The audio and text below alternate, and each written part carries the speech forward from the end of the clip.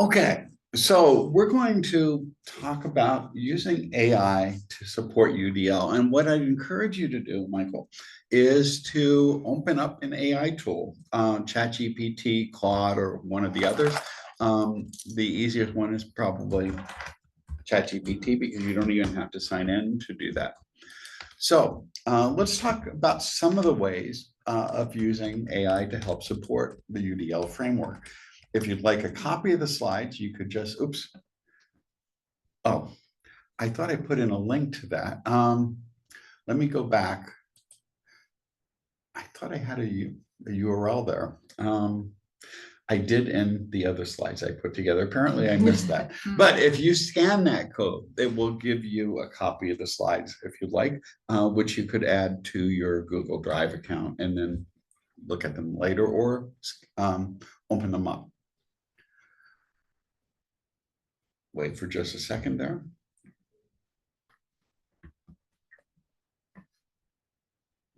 And it's actually going to be helpful, though, if you could get this, because it links to another document that we're going to be talking about.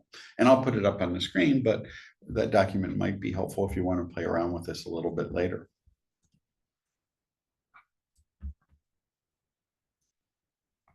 Okay, so let's move on. Oh, and there's a URL. I don't know why it didn't do that the first time. So I must have just clicked on it accidentally. Maybe it needed an extra click. Yeah, or if you're on a computer, just type in tinyurl.com/AI for UDL support. And it turns out now it's getting easier to create tiny URLs because many of the ones that used to be taken no longer are because they expire after a shorter period of time now, which is something new. They used to be out there for years. So, so if you look at this in the future, it'll be out of date, possibly. Okay. So let's go on then. There we go. So, you know, just a little bit of review. The Universal Design for Learning format is a framework which is designed to support all learners based on research on teaching and learning, based on what we know about how humans learn. There are three basic principles for UDL: multiple means of engagement, representation, and action of expression. Engagement refers to how we get students' interest. In some of the early versions of UDL, this was not listed first, but it pretty quickly shifted to be the first thing, because if you can get students engaged with the material, the rest of it is not going to work. And that's especially true in a world of AI.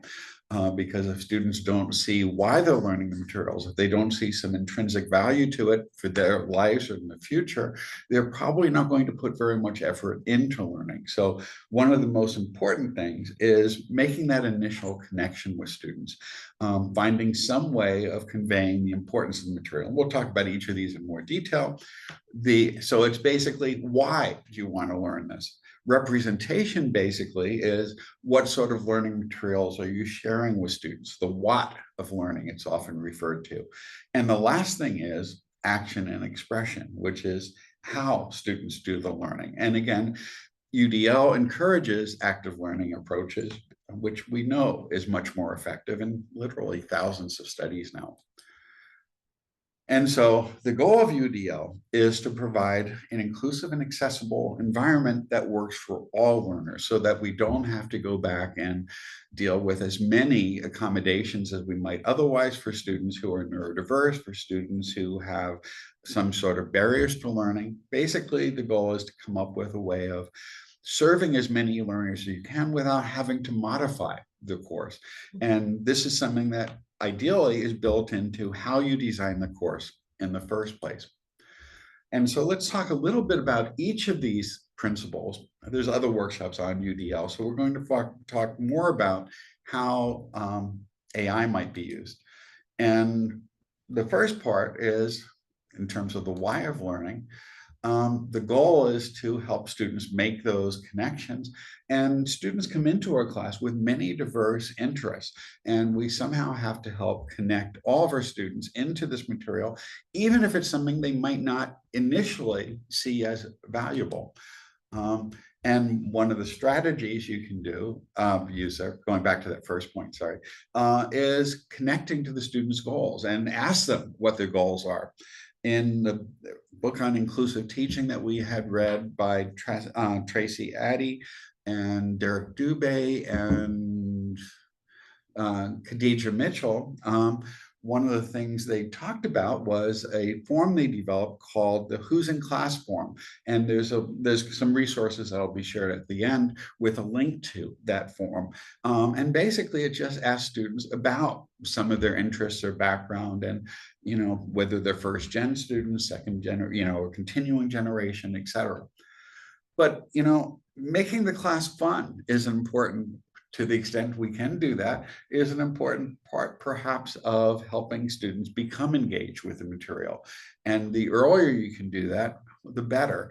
And so there's often a suggestion of including some type of playful activity, some games, some experiments, or problem-based learning approaches where students are dealing with or addressing authentic learning experiences.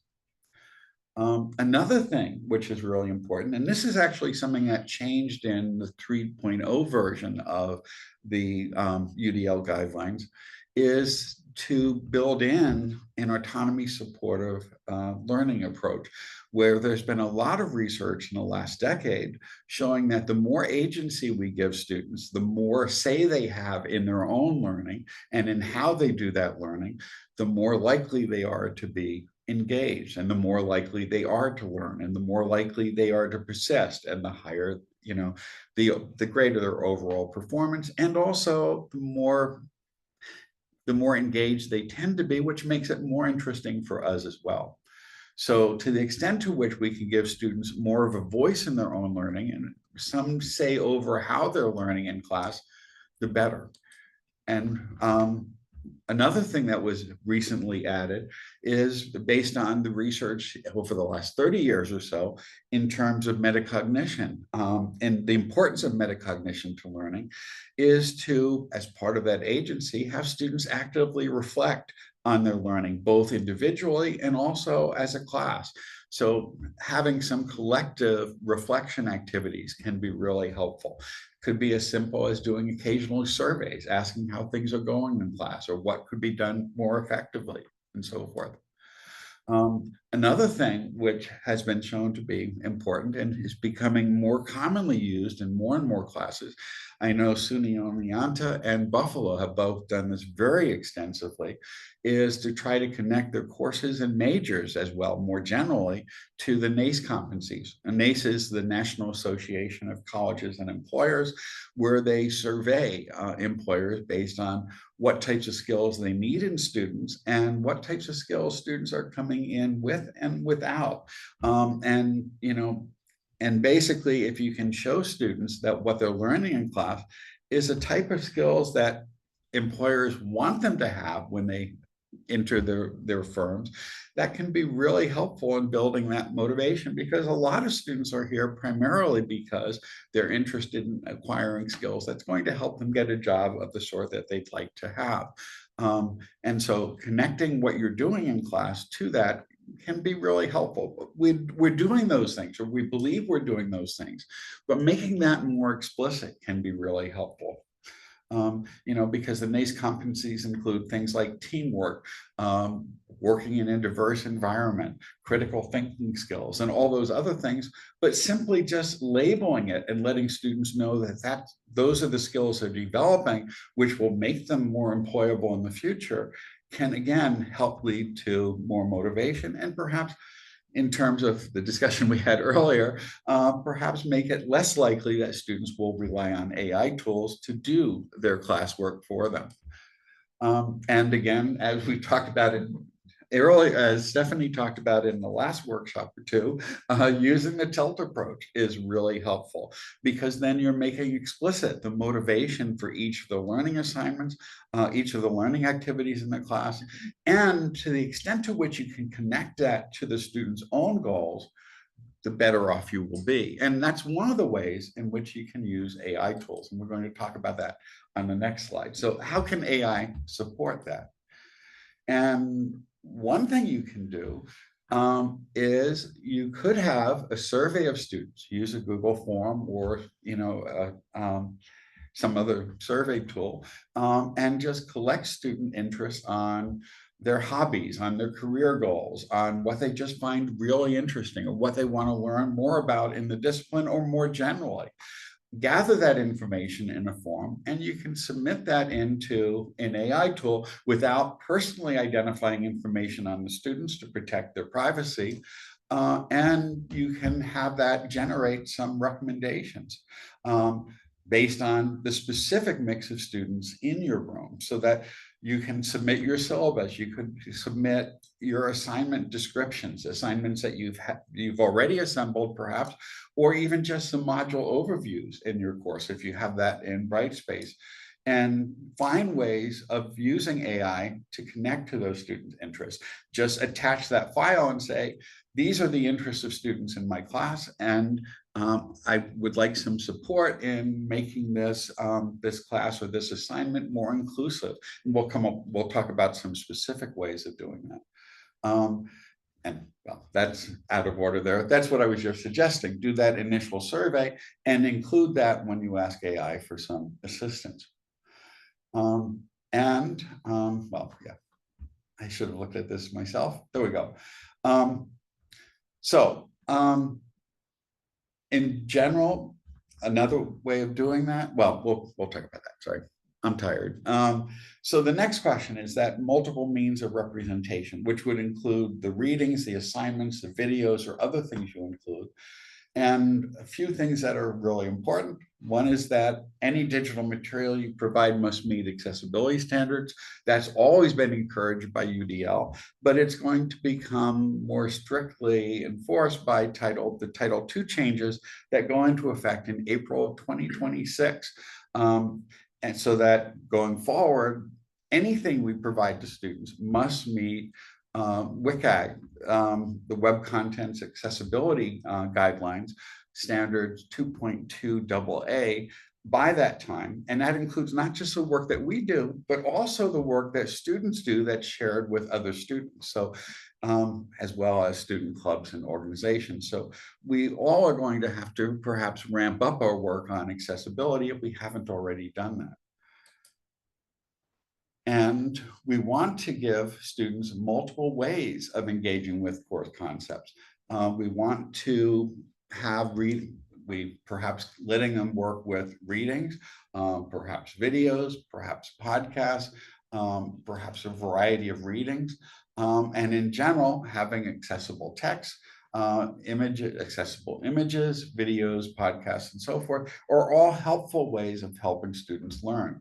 And the more ways we can provide for that, the more that students will learn. Not so much because students have different learning styles, but that's actually the next bullet point. The main point is we want to connect the materials in the course to the students' interest to the extent possible. And we should try to connect to students' lived experience, which may be very different in many cases from our own, as I think we've all experienced at times. I've seen a growing number of students over the last few years talk about people who were shot in their family or who were killed or, in some other way, and types of violence that were not always the norm for the student body that I went to college with. But for many of our students, that's their daily conditions or their environment. Or students struggling to make payments or work in multiple jobs and so forth. So we have to build things in that connects with their experiences, which may be quite different. In general, the more ways we can provide of helping students, the more different types of connections we can make for students, the better. And in general, this works for all students, that when you see the same material in different contexts, it helps improve transferability. And again, it makes those connections possible. If a particular way of explaining something doesn't work for all of our students, seeing it in another way increases the probability of that connection, and the joint effect of having multiple ways of seeing things makes it much easier for students to learn the material. And again, this is what I started to say before, just don't use the term learning styles if you do this, because the evidence is that we really do not learn differently, that we all learn with all of our senses.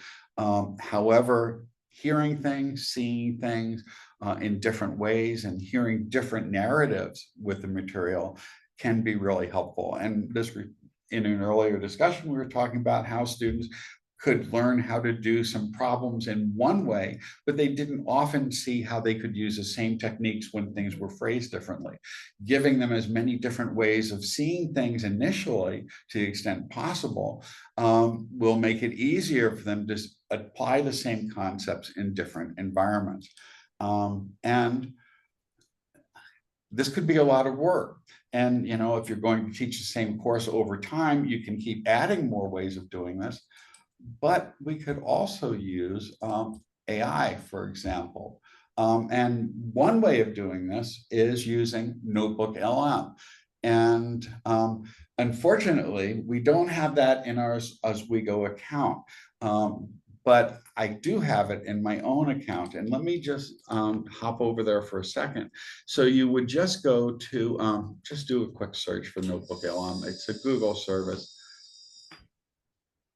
Sorry.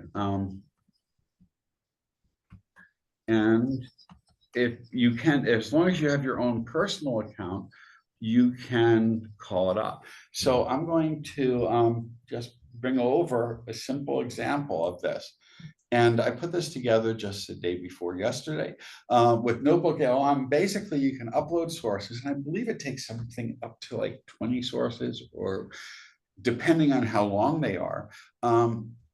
One of the things students often have trouble with in my introductory microeconomics class is dealing with externalities. What happens when you have external costs or benefits that are not captured by people involved in the transaction, things like pollution or vaccines and other things, where not all the benefits or all the costs are borne by people making decisions. Now, I happen to be using an OER text, so there's 2 chapters in the OER textbook that deal with this. So I was able to just upload that as a source for this, because it is OER, it's released under a Creative Commons license. And I also uploaded or linked to I linked to a video from Crash Course on these very same topics. And what it does is it generates a whole series of things. Here's a little summary of it. It'll generate a chat based on that. And you can generate an audio overview of the material based on all the content you uploaded. You could upload you can have it create a mind map for you. And unfortunately, what I forgot to do is to enable audio on the screen share. So let me just cut that out for a second, just so you can see how this works. And all of this took only just a few minutes to do so. So let me stop the share for a second. And there we go. And let's see, what we're going to do now is I'm going to reshare that screen. And so that way you'll be able to hear how the podcast works. And that's all automatically generated. And we'll share that. And now it takes a few minutes once you upload the material, but unfortunately, apparently it doesn't save that. I should have saved it separately. So it's going to regenerate this, and it's going to create a new version of the podcast. While it's doing that, though, you could add other notes here. If we click on Add Notes, you can type in a note yourself, and it creates a variety of different formats here. If we go to, well, here's the sources. You can discover more about them. But there's also, here we go. There was more up there when I last looked at this. It should generate a briefing document. Maybe that's under, no, it's not Add Notes. What am I doing wrong here? Let's go back maybe to the studio. Oh, well, here's a podcast. I guess it did do that. Okay, it didn't take very long. So here's a podcast version of chapter readings as well as the. We might be seeing your Google Calendar right now. You might be. Let me try that again. I just haven't had much sleep recently. Sorry about that. Okay, so I'm going to share the right screen this time with the sound turned on, and maybe now this will work. Okay. Welcome to the deep dive. You're here because, well, you want to get smart fast on something complex without getting totally bogged down. Yeah, exactly. We take all the dense stuff, articles, studies, textbook chapters you sent, and pull out the key insights for you, the stuff that really matters. Mm-hmm. This time, you've given us a really interesting set of resources all about how economies try to balance making things with keeping the environment healthy. It's a great mix you sent. We've got some solid environmental economics theory, plus that crash course video on positive externalities and public goods, which is always, super accessible. Right. So we have the academic angle and the more straightforward take. Yep. And our goal today, our mission, is basically to give you the shortcut to understanding the big picture here. Mm-hmm. We're diving into externalities, good and bad, why the market sometimes, well, messes up when it comes to the environment. Party failures, yeah. Exactly, market failures. And then the different ways governments try to fix things, public goods, and that constant push and pull, that trade-off between the economy and the planet. That's the core of it. Okay, so where do we even start with all this? It feels huge. Well, let's kick things off with something really visual, something kind of stark. Pollution. Okay. Think about the Cuyahoga River literally catching fire back in the day. Late 60s. Wow. Yeah, I've heard about that. It's just a powerful image of what happens when those environmental costs are just ignored. Yeah. Right? Or the air in Chattanooga, Tennessee, apparently so bad back then, it could literally ruin your clothes just walking around. Seriously? That's incredible. Yeah, these aren't just like quaint history lessons. They show the real impact when the full cost of production isn't accounted for.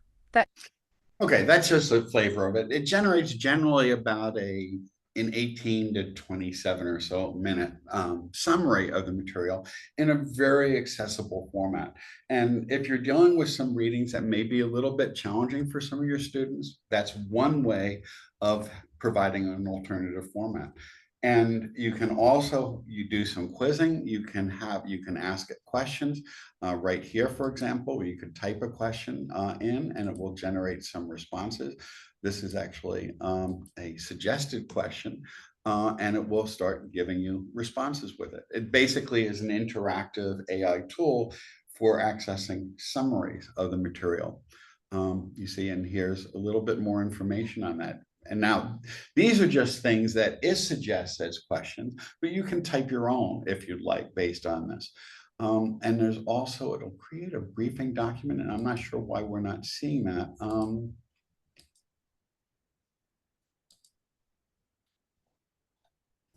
you remember where that is? Do you have to, what if you click on the 3 vertical dots by the word notes? Okay. Down underneath the podcast episode to the right.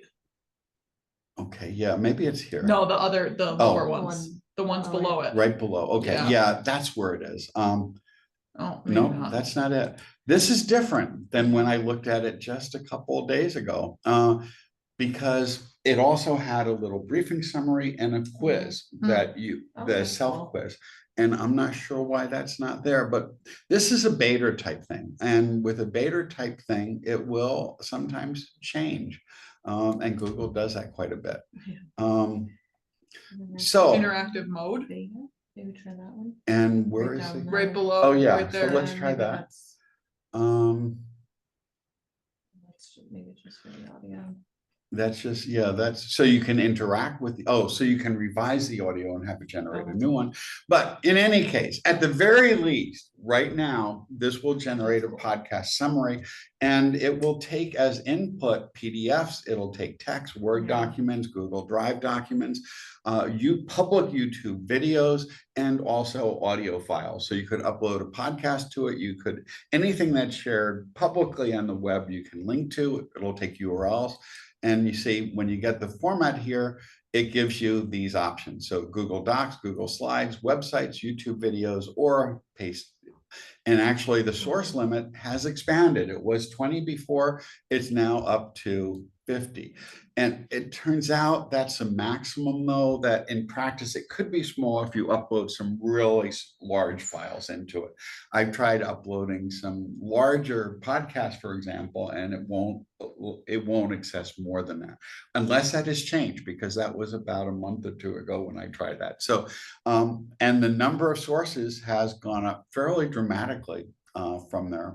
And you just drag and drop it, or again, click on the links and work your way through to them. So I'd encourage you to try that, and I'd encourage you to do that right now. You know, if there's some materials that are useful, some videos you found, well, I suppose converting a video into an audio file wouldn't really add that much, although it could, because if you have videos you want students to watch, if they're doing a long commute, the videos are not so helpful when they're driving. In fact, it could be somewhat dangerous while they're driving.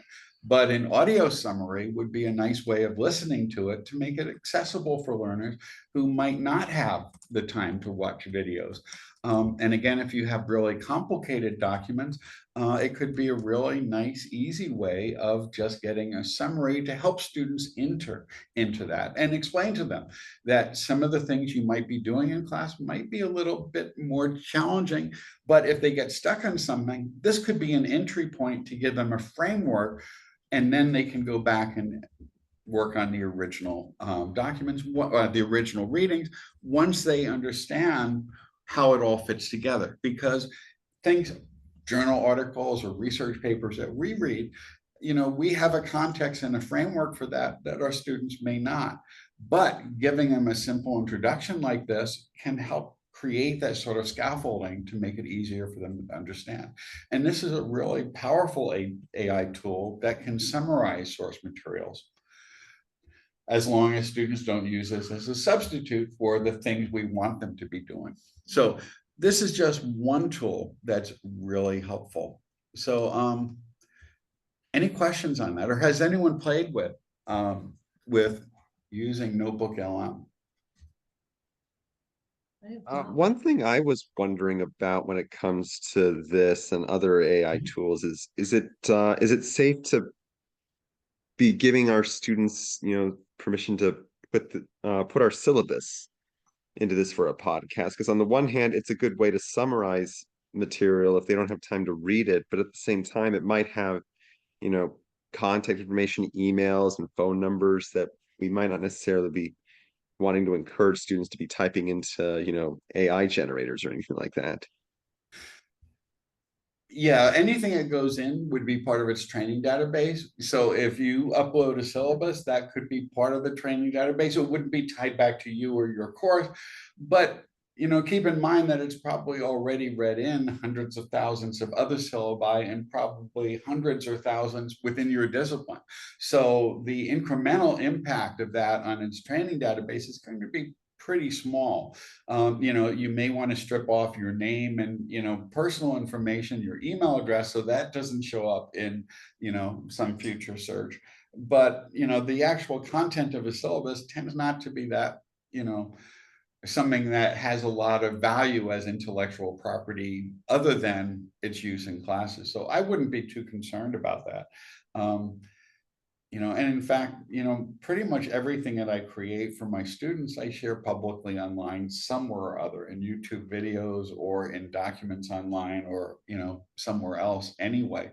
So, you know, unless you're trying to protect some type of trade secrets or something that you're developing that you want to market later, you know, I'm not very concerned about that, but you shouldn't include personally identifying information.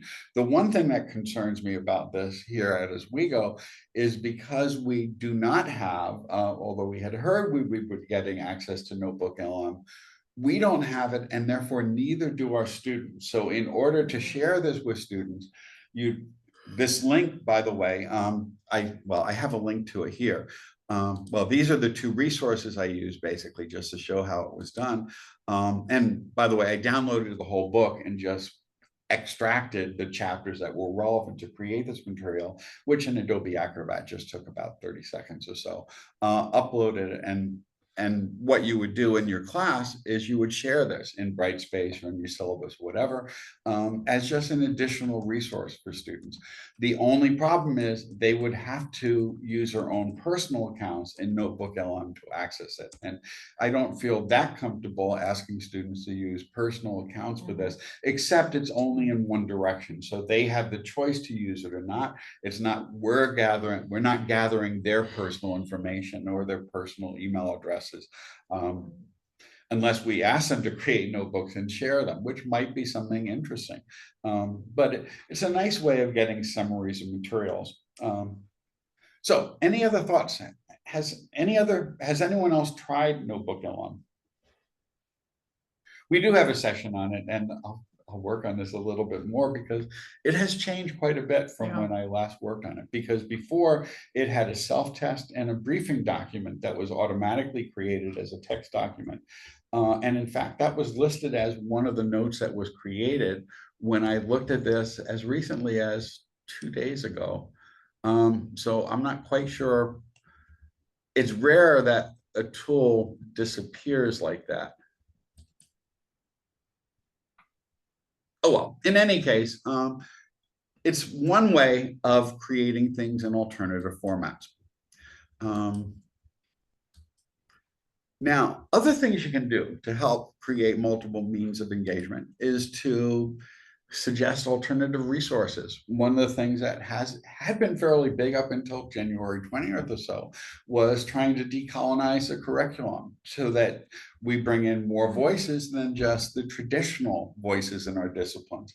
But, you know, if you're familiar with the literature, you know, for professionals in your field, but there may be some readings out there that may appeal to some students in other contact for readings that are not in the standard what do we call that, standard canon of our disciplines. So if we want to hear other voices, you can ask AI tools to search for those, and sometimes it will make them up, sometimes it won't. But we'll talk about some other workshops. We'll talk about how we can use AI to find resources that are a little bit more reliable by working through Semantic Scholar and PubMed and some of the other tools that are a bit more reliable than just the generic ones. But you can often find some interesting studies just by asking AI to search for other readings or web resources or videos and so forth. And if you just add to that the request that it be careful or that it verify that the sources exist, that will often cause it to be more accurate and at least not create sources that really aren't there. And in general, AI tools are really good at converting between formats. We saw in Notebook LM how it took a reading and a video and created a podcast. And that the podcast is done in a pretty engaging fashion. And it's a very nice, intuitive summary of the material. And if you don't like it, you can customize it a little bit. You can add suggestions on what it should focus on, and it can regenerate the audio. And then you don't even have to send students in Notebook LM. You could just download the file and share the file or link to the file with students in Brightspace. Is that possible even if they don't have, you know, a personal Gmail account or Notebook LM of their own? Yeah, if we because what happens is we go over to the audio overview here. You have this option here to share it, and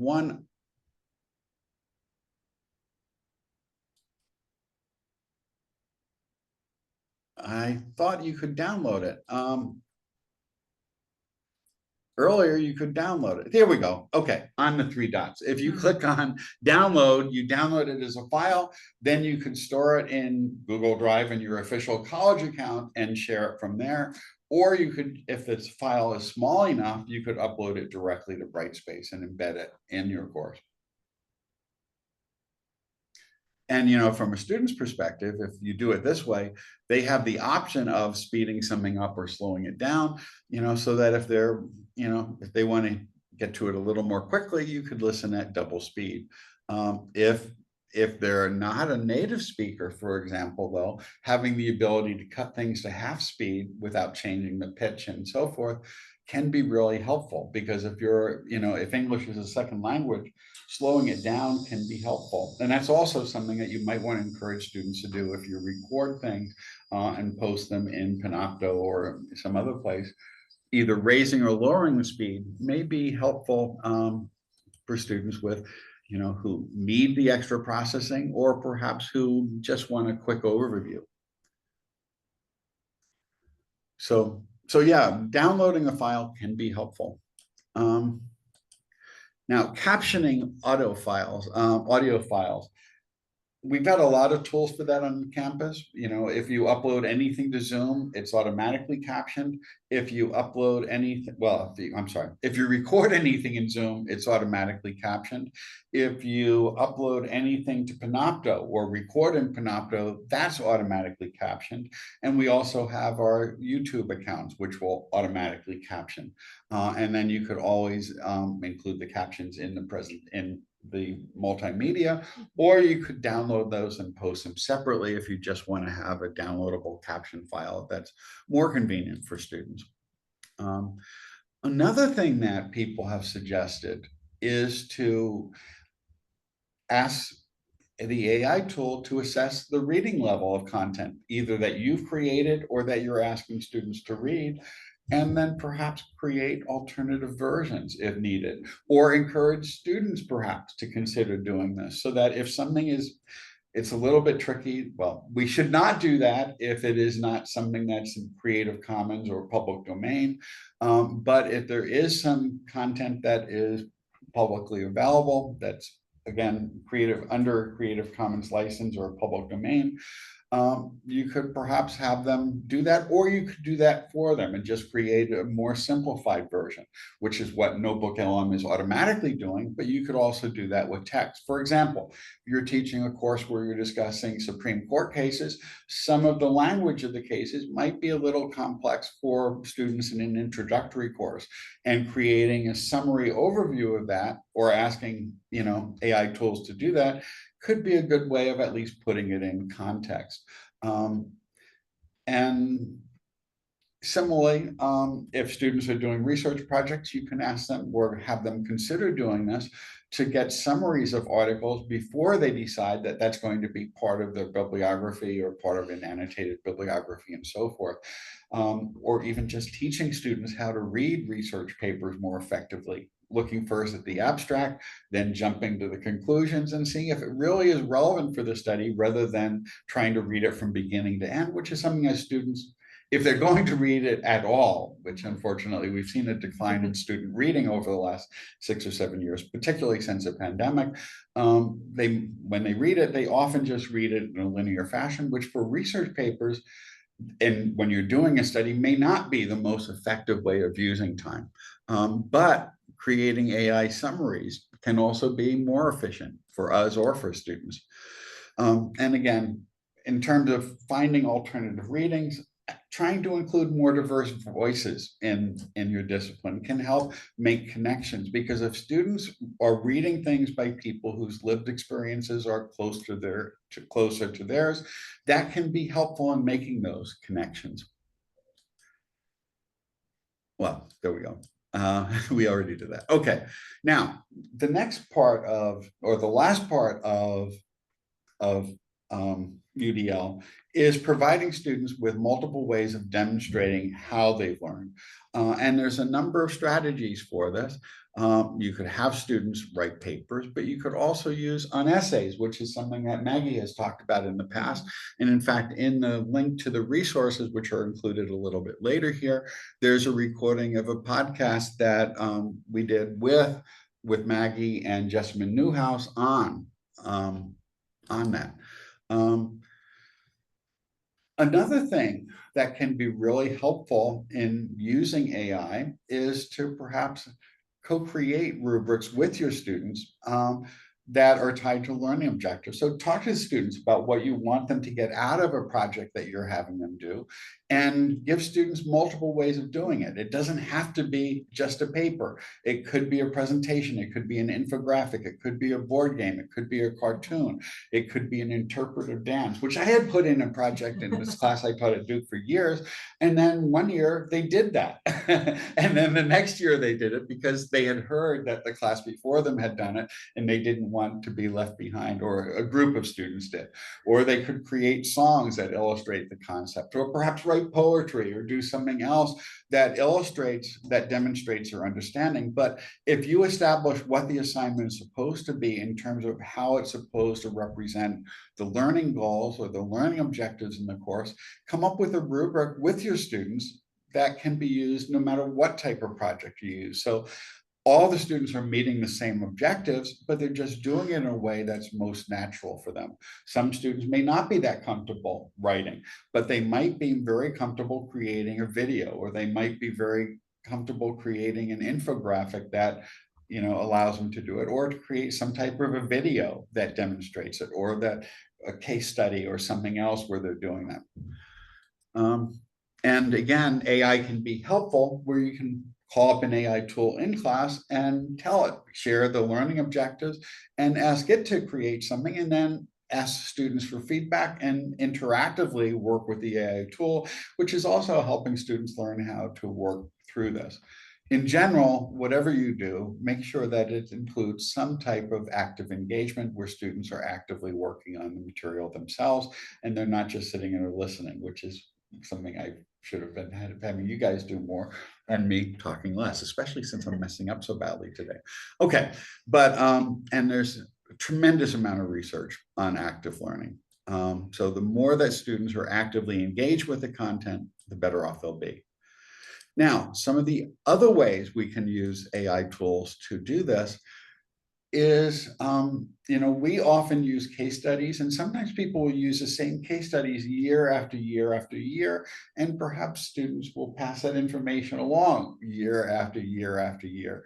And the case studies that we find interesting, or maybe that we may have created a decade ago, may not connect as well to all of our students. And we could always, though, upload a case study along with a rubric or the evaluation criteria to an AI tool and have it create 5 versions or 10 versions. Or perhaps what we could do is we could include that a file of student interests or hobbies or career goals, and it can generate case studies, for example, that are connected to what the students have already stated are some of their interests. And that can be really useful. In our reading group this spring, Dan Levy talked about coming up with some examples of, I think it was, do you remember what that was? Where it came up with some examples of case studies that I remember he phrased it in the book as something he wouldn't have thought of in a million years, of coming up with other conditions. And it had something to do with epidemiology, actually, that basically was something that could be really relevant, but perhaps it expands our ability. It creates new examples and scenarios, keeping it fresh for our students and also keeping this fresh for us, because if we see some interesting things, we might be a little bit more engaged in working with. And we don't have to give students just one scenario or one case study to work with. We could say, pick one of these case studies and work with it. Or if you really want, if you had a small enough class, you could, again, take in that information from students about their interests, hobbies, career goals, and so forth, and upload that and ask the generative AI tool to create a different case study or a different scenario tied to each individual student's interest. Now, of course, if you do that, don't upload it with the students' names. You could assign numbers, number student 1 through 50 or 1 through 20 or however many students you have, and then have it generate that. And as long as you have a key matching the students to that, you can directly use that in creating the assignments for individual students that are customized to their own individual interests and objectives. That's a fun thing. I haven't done that yet, but it's one that I do want to try exploring in the future. If you are going to do some type of an essay, for example, and students are going to be creating videos or podcasts or infographics, you could use the AI tool to generate tutorials on that. So you don't have to teach them all the different ways of doing each of the possible tasks. Create those things and embed them in Brightspace. And of course, let students know that the AI tools were used to create this. And that was already there, sorry. And also, if you want to freshen up your class, just take your old assignments and either formulate new ones or revise them so that they're more inclusive and active and tied to the course learning objectives. And again, that can generate a whole variety of things. And that sort of brainstorming activity is one of the things that AI is really good at. So, I like the active learning prompts, especially because, I think it can be really challenging to try to think about new things or, like experiment or whatever. And just prompting AI and saying, please generate a list of 5 active learning activities that I can do in my English composition class. Each active learning activity should take between 15 and 20 minutes. Students should be able to work in groups, or students should work individually, right? You can have the AI tool make a worksheet for your students to work on as they go through whatever the activity is. And it's just a super helpful way to just generate things to do with your students in class that ordinarily take forever to come up with. And if you do use slides and if you have some lectures, that's a really good use. Download the slides, upload it to any of the AI tools, and ask it to introduce some active learning activities into this and have it generate some guidelines or instructions for students, and perhaps generate the rubrics for evaluating that. And you can include in the information that this is a class this presentation is supposed to take place over a period of 55 minutes or 50 minutes or whatever, and ask it to generate something that can be done in that time frame for students of the level that you're teaching, introductory course in this discipline, or a junior senior level, or an upper class, for students who have already taken these prior, prerequisites, and ask it to generate some activities. And in fact, if you're doing a presentation, something that I could have done, I could have downloaded these slides and cleaned them up a little bit. These were put together really quickly a couple of nights ago, actually. But in general, it can suggest reformatting. It can suggest, a better organization. It can remove some of that duplication that was there because I was tired. And it can also create a more interactive environment. And what I had hoped to do is actually have you guys do more of this, but I kind of failed at that. But in any case, a couple of things, and we do have a few minutes, perhaps we can try this. It's easier to incorporate UDL in new courses from the ground up. Just when you build a course, it's much easier to make things accessible than it is to go back and try to retrofit the whole class. Because if you do it a little bit at a time, it's much easier. The same is true with UDL. And what Tom Tobin used to suggest is that you could use a +1 approach, that each time you teach a course, you could add one more activity. You could add one more type of multiple means of action and expression, for example. You could do it for just one assignment. And then the next time you teach a course, you could do it for more assignments. And then you could create more inclusive readings the next time. But the nice thing about UDL is that you don't have to do all that. You can automate a lot of these things, and it just speeds up the process of finding resources, creating alternative forms of material that could have been fairly tedious to do manually, that now can be automated using AI tools. And what I do want to share is this resource document, which you can, did I put a link to it? I should have. Well, if you have the slides, just click on this and then it will open up this resource document here. And this just provides a little bit of information, some of the basic tools the most common things we use most often tend to be ChatGPT and Claude. UDL guidelines are useful because they have changed quite a bit. In fact, a podcast on that came out this morning at 6 a.m. And here's some of the reasons for using multiple means of engagement and the autonomy, supportive, inclusive teaching approaches. Some multiple means of representation. I would strongly encourage people to try using the resources at the Pritchard Cross Academy. And just for very quickly, I'm just going to open that up a little bit because it's an incredibly great resource on active learning activities. And what it does here basically is it provides videos on a whole variety of techniques. And if you click on this, you can search for them by the type of activity, by a whole series of organizing them. Many of them are just short 5-10 minute activities where students create digital stories, a 3-2-1 approach where you're getting some quick classroom assessment techniques. The journal on having students create an issues journal, the jigsaw approach, group grids, analytic teams, Team Jeopardy, paper summary. There's a whole variety of techniques. And the nice thing is each of them has a short 3 to 5 minute video demonstrating it, describing it. There's an instructor guide, which has templates on how to do it for most of them. There are student instructions for many of them that you can modify for the specific activities you're doing in your class. And it's just a wonderful resource. And you can just download that.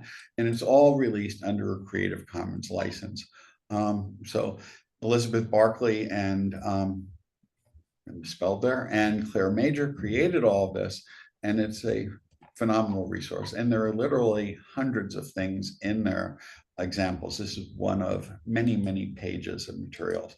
And you can filter techniques by the type of activity, by the teaching environment you're working with, the teaching problem you're addressing. For example, one of the teaching problems is student engagement or insufficient class preparation by students or academic integrity issues, poor attention or listening skills, poor note-taking, et cetera, or just surface learning rather than students getting deeper into it.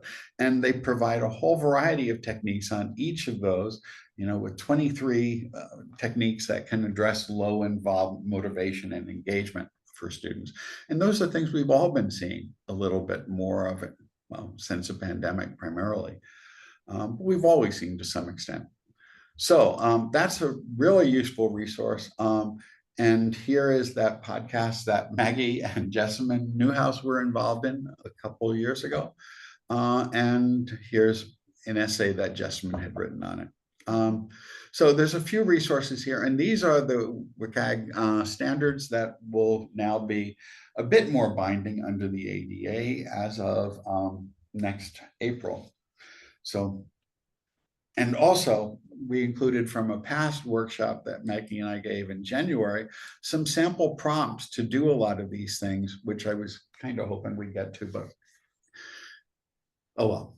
In any case, you can use it to generate in a starting point on inclusive syllabus, or you could upload your syllabus and ask it to check for inclusivity.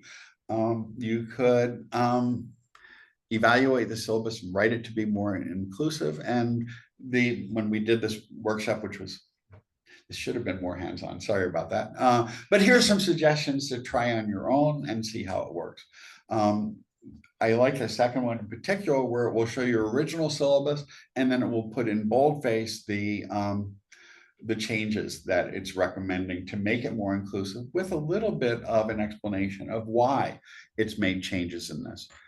Another simple thing you can do is upload assignments and either create a tilt approach or a tilt version of the assignment, or perhaps just upload an assignment, and it may make a lot of sense to us, but it may not make that much sense to students, and ask the AI tool to check the description for clarity and whether it's likely that it may be misunderstood, and to make any suggestions on making it more clear.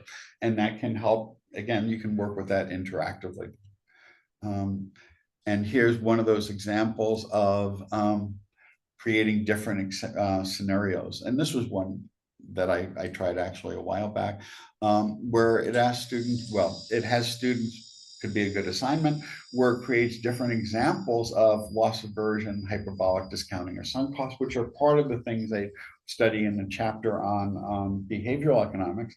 And basically, it would create the examples, and they had to identify, students would be asked to identify what the issue is and to suggest a solution that would result in a more efficient outcome and so forth. And here's just a whole variety of these things. So try some of these and just play with one of the tools and see. This is another one of my favorites, where you ask the AI tool to play the role of some figure that was important in your discipline and ask students to interview them about a topic. Could be a current topic, about what their views on that topic would be. And, play around with it. And again, students are going to be using AI tools, and if we can have them use them a little bit more effectively to assist their learning rather than as a substitute for learning, that would be really helpful. So I'll stop the share here. Any questions or comments? You mentioned that the ADA is, going to be implementing those new accessibility guidelines, especially for web pages coming up. One thing that we've been trying to do with Brightspace is make sure we have modules that meet the accessibility quota for students being able to read that. And one of those things means creating entire web pages instead of PDFs or Word documents, which are not as accessible. I see that when it comes to ChatGPT, there's an option to attach files when it comes to like summarizing something. Like if I wanted to give a student a prompt to summarize attendance notes from a Brightspace module page, one thing I would probably suggest that they do is they download the Chrome web page of that accessibility of those notes and attach that into ChatGPT. Is that possible without logging in? Is that something that students would be able to do? Would ChatGPT be able to handle this, especially if it's a math course with a lot of symbols and variables and subscripts and computation? In general, Being yes, some adds. although it will sometimes mess up with math formula depending on how they're stored. If they're done in MathML, it should work pretty well, but they're not always. Often they're just created as images and then embedded in the text. If there is a good text, alt text, it might be able to do that if it's describing the equation correctly. But its ability to read math is mixed. It's getting better. That ChatGPT 4.0 will generally be able to read most math equations. And if it, even if it's an image, it will generally be able to do a text reading of, will be able to generate a scan of that and interpret it as a math equation. In fact, if you have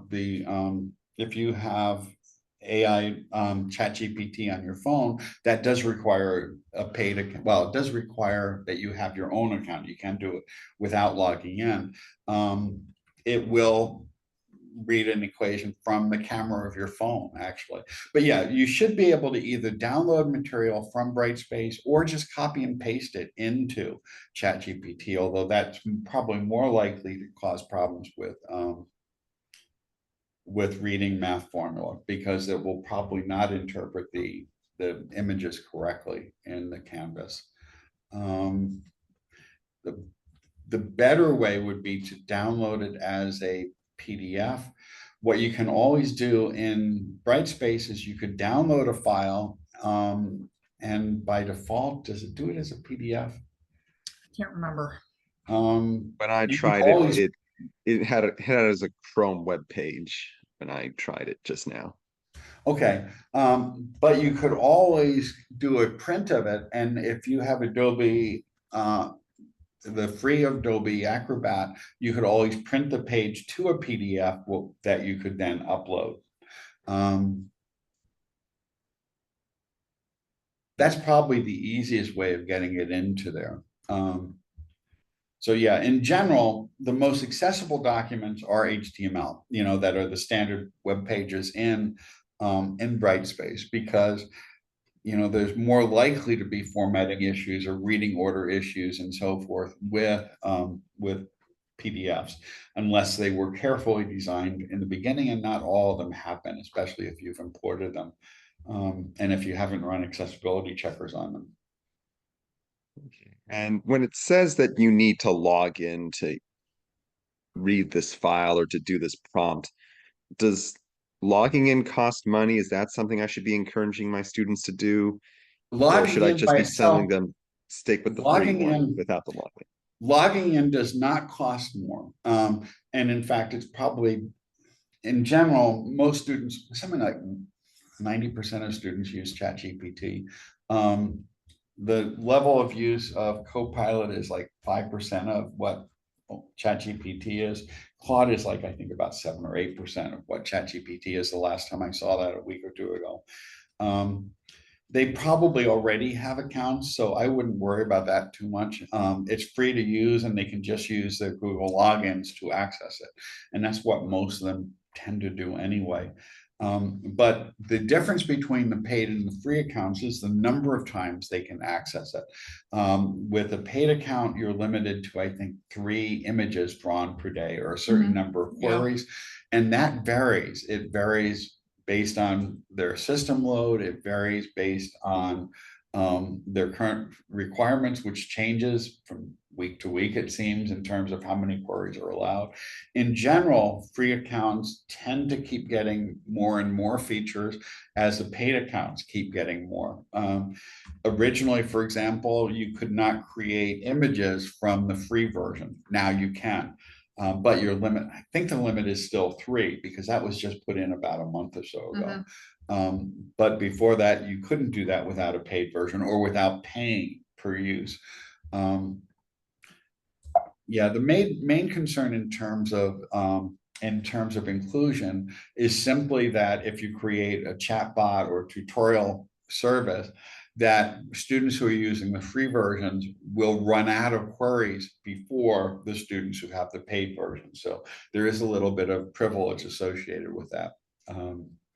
But again, there are so many free AI tools out there that students could always switch from using ChatGPT to Claude, or to Gemini, or to Copilot, and so forth. So as long as you let students know they can use whatever tool is best for them, it shouldn't really matter that much.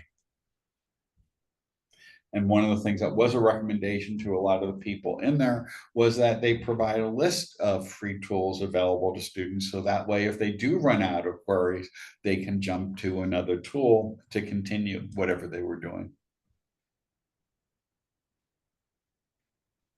Any other questions?